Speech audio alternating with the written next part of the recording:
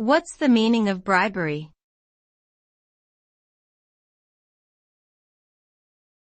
Bribery.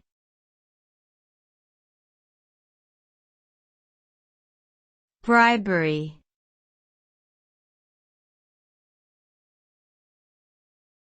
Bribery.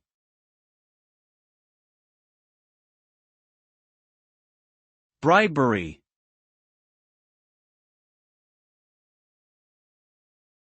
Bribery refers to the act of offering, giving, receiving or soliciting something of value in exchange for a favor or an unfair advantage. The result of bribery can be extremely damaging to individuals, organizations, and society as a whole. It undermines the principles of fairness, integrity, and trust, and creates an uneven playing field where those with more resources and connections can gain an unfair advantage at the expense of others. Bribery can lead to a loss of confidence in public institutions, erosion of ethical standards, and increase in corruption, which ultimately harms economic growth and prosperity. Therefore, it is important to combat bribery and promote transparency and accountability in all spheres of life.